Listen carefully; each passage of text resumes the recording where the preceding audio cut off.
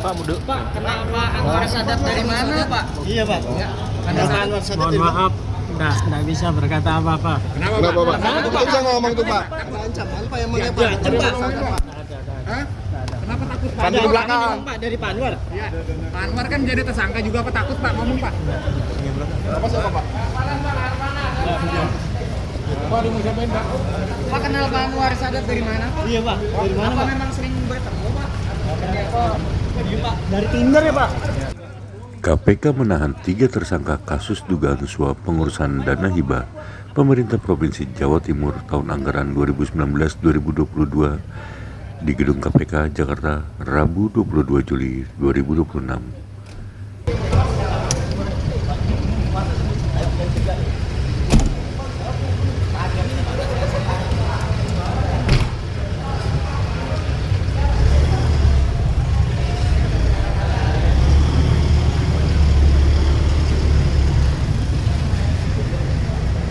PLT Direktur Penyidikan KPK Ahmad Taufik Hussein memberikan keterangan terkait penahanan 3 tersangka penyuap anggota DPR Anwar Sadat di Gedung KPK Jakarta.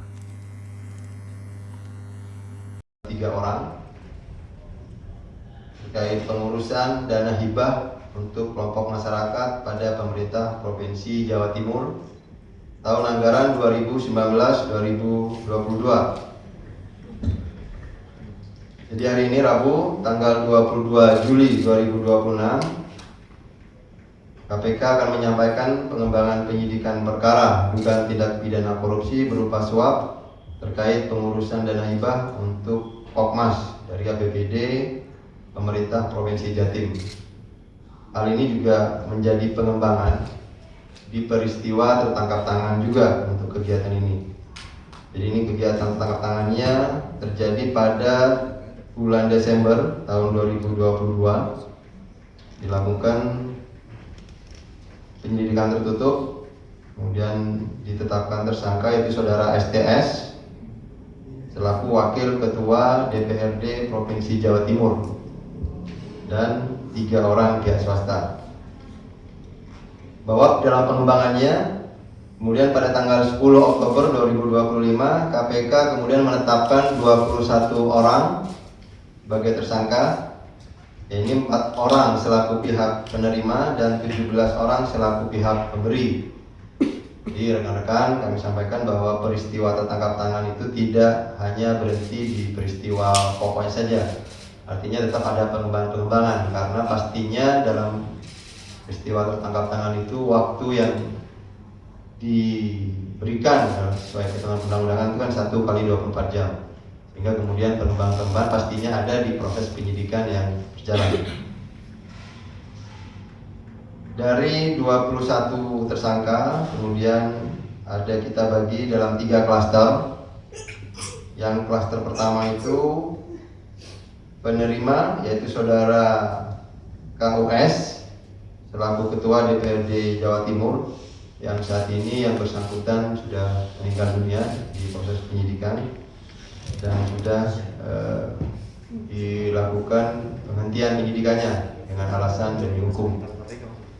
Kemudian di klaster pertama ini selaku pihak pemberi ada 5 orang, yaitu saudara HAS pihak swasta dari Kabupaten Gresik, kemudian saudara JPP pihak swasta dari Kabupaten Blitar, saudara SUK mantan kepala desa dari Kabupaten Tulungagung, saudara WK selaku pihak swasta dari Tulungagung,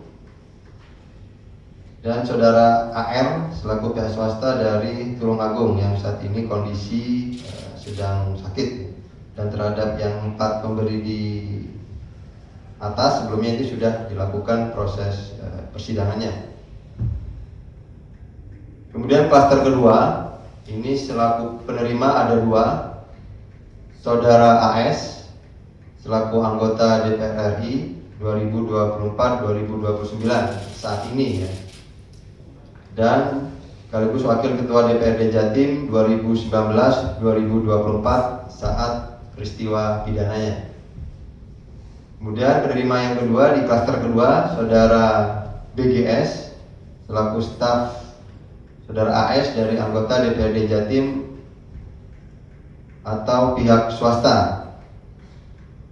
Kemudian ada dari pihak pemberi di klaster kedua yaitu saudara RWM selaku pihak swasta dari Kabupaten Bangkalan, saudara MM selaku pihak swasta di Kabupaten Probolinggo, yang bersangkutan saat ini juga menjabat anggota DPRD Provinsi Jawa Timur periode 2024-2029. Saudara MF selaku pihak swasta dari Kabupaten Pasuruan, dan saudara AY selaku pihak swasta dari Kabupaten Pasuruan.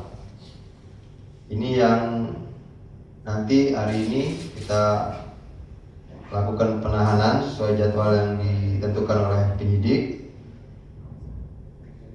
Kemudian untuk lanjutannya, untuk masih pemberi di klaster kedua ada saudara MHD selaku anggota DPRD Provinsi Jawa Timur periode 2019-2024, saudara FA selaku wakil ketua anggota DPRD Kabupaten Sampang periode 2019-2024, saudara JJ selaku wakil ketua anggota DPRD Kabupaten Probolinggo periode 2019-2024, saudara AH selaku pihak swasta dari Kabupaten Sampang, saudara AA selaku pihak swasta dari Kabupaten Sampang, dan saudara AM selaku pihak swasta dari Kabupaten Sampang.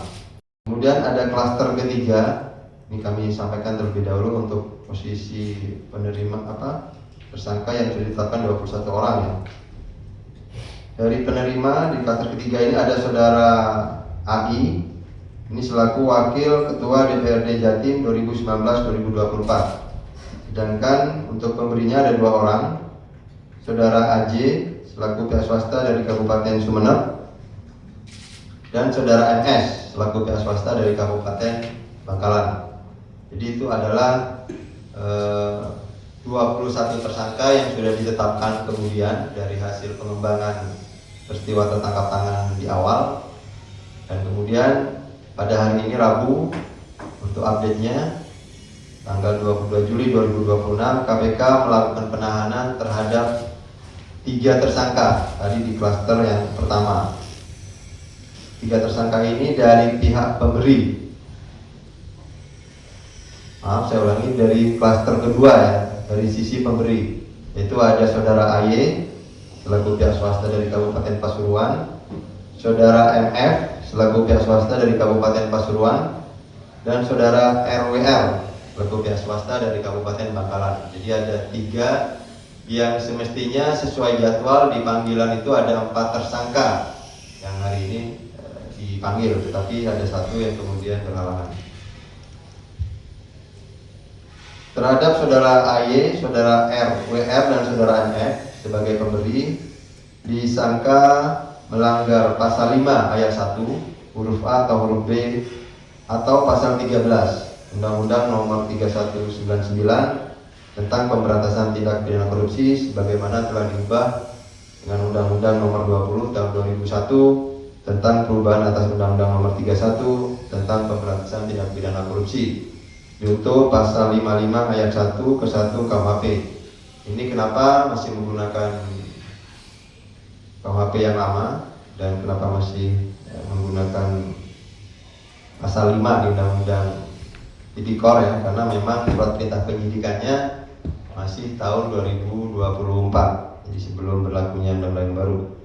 Terhadap ketiga tersangka tersebut dilakukan penahanan untuk 20 hari pertama terhitung sejak tanggal hari ini 22 Juli sampai dengan 10 Agustus 2026 di Rutan Cabang Gedung Merah Putih KPK.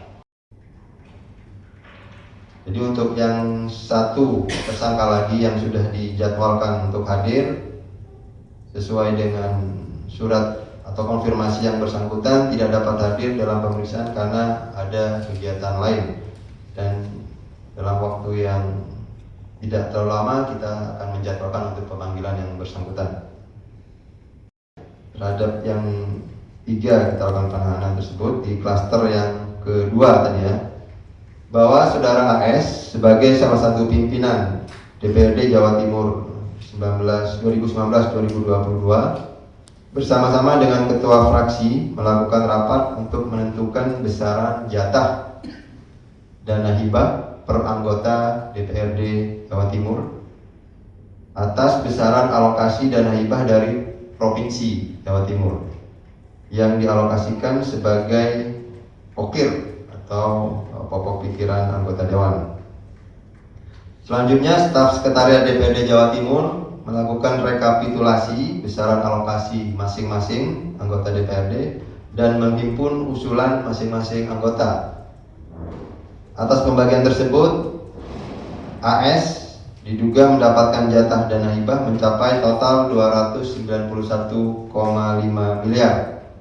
Dengan rincian ini dibuat per tahun. 2019 itu ada 48,9 miliar. Tahun 2020 sebesar 37,6 miliar. Tahun 2021 sebesar 121,3 miliar.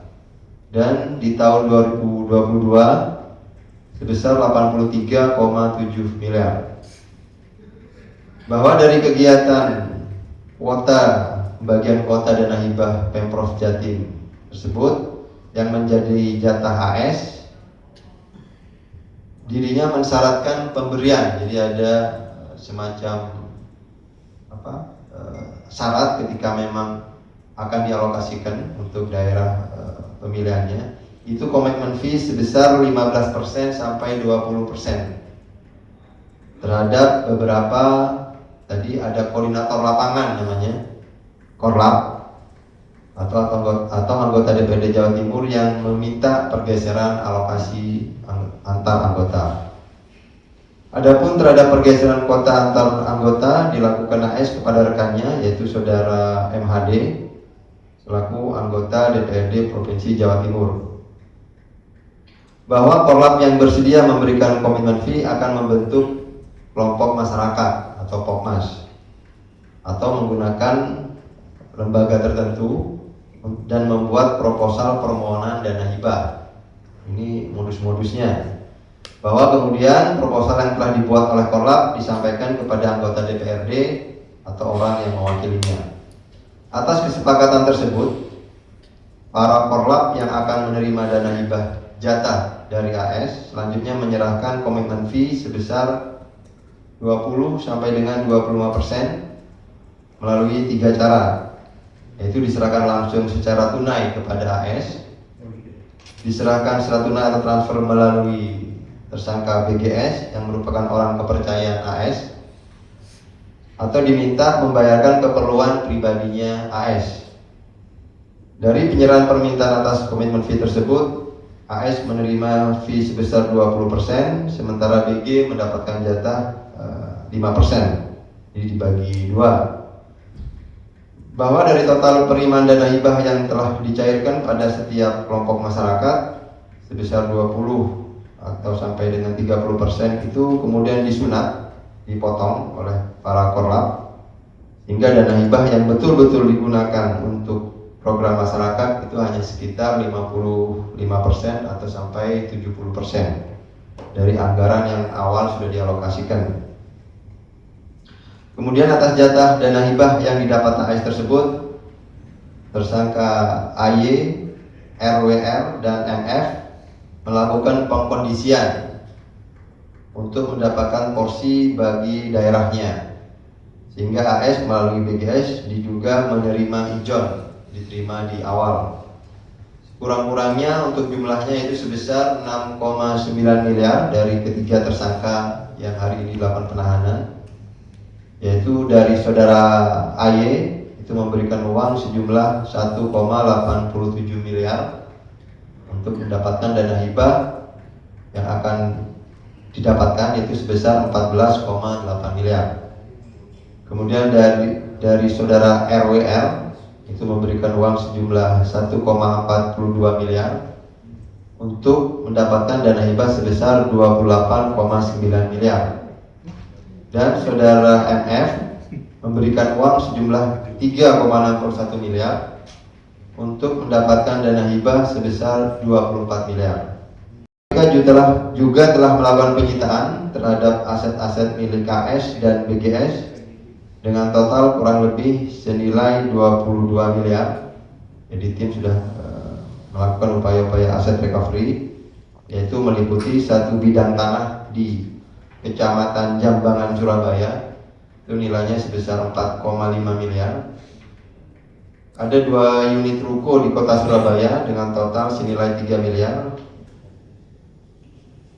Kemudian 1 unit rumah di Kecamatan Jambangan juga, Surabaya, senilai 4 miliar.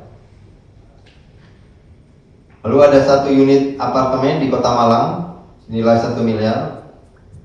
Berikutnya 1 unit GOR di Kabupaten Probolinggo senilai 3 miliar. 1 unit SPBE di Kabupaten Banyuwangi senilai 2 miliar. Kemudian ada 3 unit rumah, ini masing-masing lokasinya di Sidotopo, Surabaya, Mojokerto, dan Pasuruan.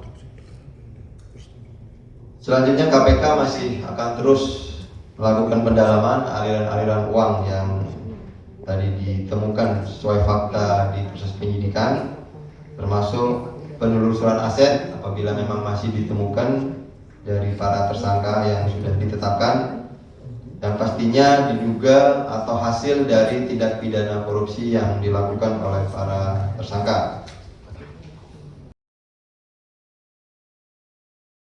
Jangan lupa subscribe ya.